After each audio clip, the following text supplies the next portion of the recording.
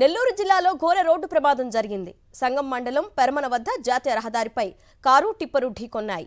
Wrong రూట్లో వచ్చి కారును ఢీకొట్టిన టిప్పర్ అదే కారును కొద్ది దూరం లాక్కెళ్లింది. ఈ ఘటనలో కారులోని 7గురు అక్కడికక్కడే ప్రాణాలు కోల్పోయారు. నుజ్జునుజ్జైన మృతదేహాలు ఇంకా కారులోనే ఉన్నాయి. నెల్లూరుకు చెందిన తాళ్లూరు రాధా పేరుతో కారు రిజిస్ట్రేషన్ అయింది. స్థానికుల సమాచారంతో పోలీసులు ఘటనా స్థలానికి చేరుకొని వివరాలు సేకరిస్తున్నారు. నెల్లూరు జిల్లాలో జరిగిన ఘోర రోడ్డు ప్రమాదంపై వైఎస్ఆర్సీపీ అధినేత వైఎస్ జగన్మోహన్ రెడ్డి తీవ్ర దిగ్భ్రాంతి వ్యక్తం చేశారు.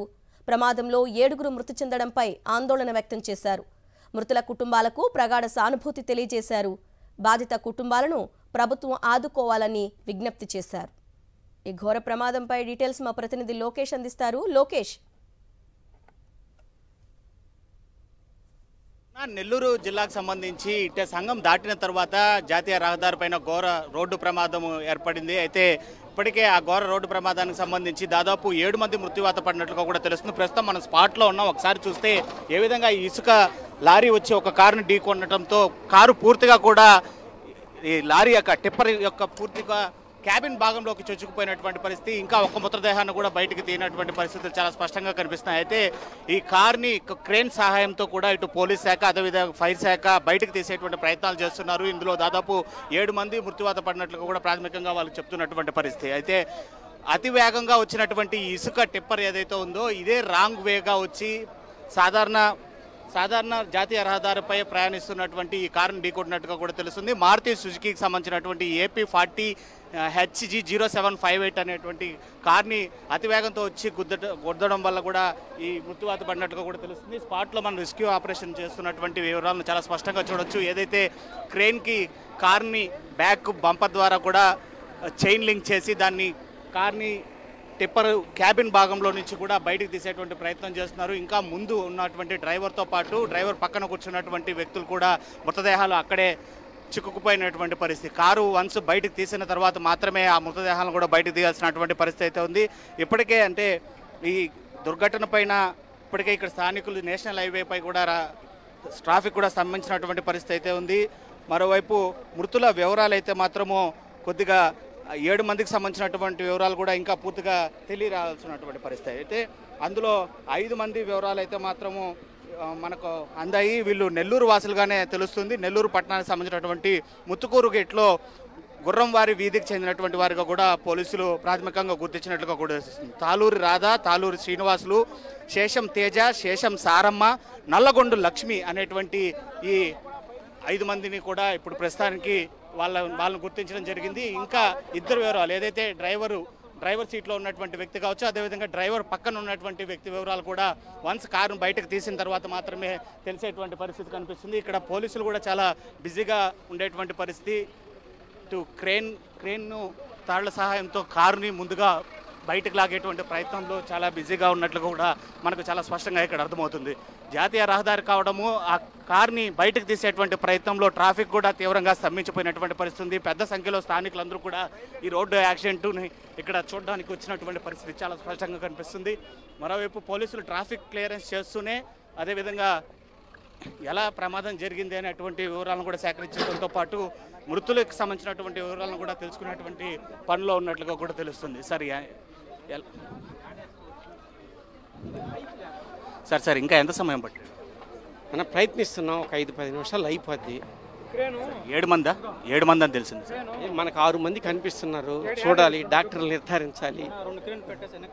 సో పోలీసులు కూడా చాలా బిజీగా ఉండేటువంటి పరిస్థితి కనిపిస్తుంది. ఇంకా కార్ని వెలికి తీసేటువంటి ప్రయత్నంలో చాలా బిజీగా ఉన్నాం, కొద్దిగా అర్థం చేసుకోమని చెప్తున్నటువంటి పరిస్థితి. ప్రాథమికంగా అయితే మాత్రం 6 మంది మృతుల వివరాలుగా తెలుస్తుంది. అయితే కారును బయటకు తీసిన తర్వాత ఆ సంఖ్య 1 పెరిగి 7గా మారేటువంటి పరిస్థితులు కూడా ఉందని చెప్పి కూడా పోలీసులు చెప్తున్నారు. అయితే ఈ రెస్క్యూ ఆపరేషన్ ఇంకా సమయం పట్టేటువంటి పరిస్థితిగా ఉంది. చాలా తీవ్రంగా చొచ్చుకుపోయినటువంటి కారు బయటకు రావడానికి క్రేన్ సహాయం తీసుకున్నప్పటికీ కూడా అది రావడం లేదు.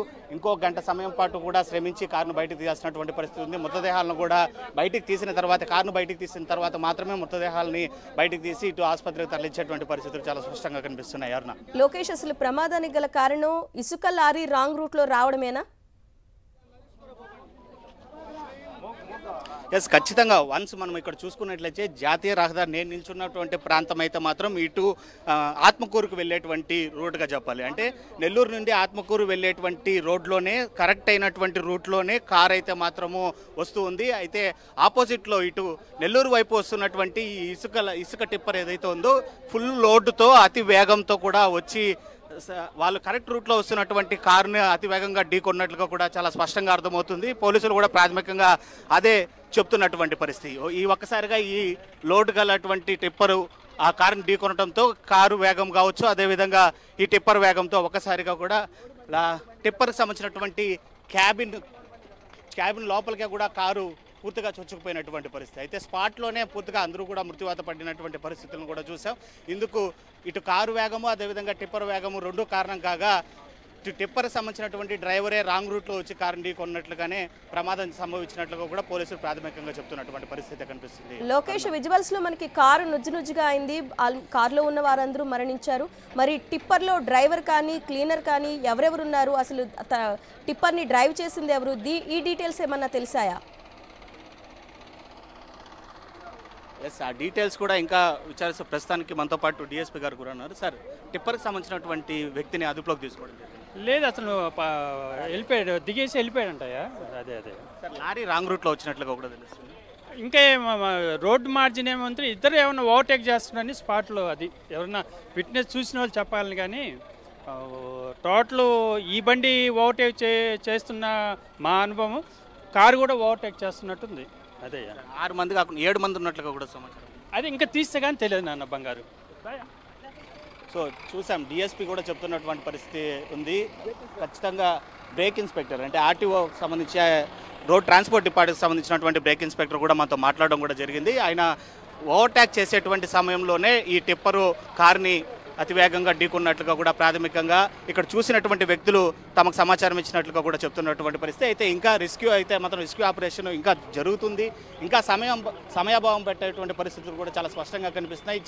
తీవ్రంగా లోపలికి చొచ్చుకుపోయినటువంటి కారును తీయడానికి 2 క్రేన్లను ఉపయోగించినప్పటికీ కూడా దాదాపు గంట సమయం పైగానే పట్టింది. ఈ ప్రమాదం జరిగి సమయం కావస్తుంది. ఇంకా కూడా ఆ రెస్క్యూ ఆపరేషన్ కొనసాగుతూనే ఉంది. ఇంకొక గంట సమయం పట్టేటువంటి పరిస్థితులు కూడా చాలా స్పష్టంగా కనిపిస్తున్నాయి. Okay Lokesh, thanks for the updates.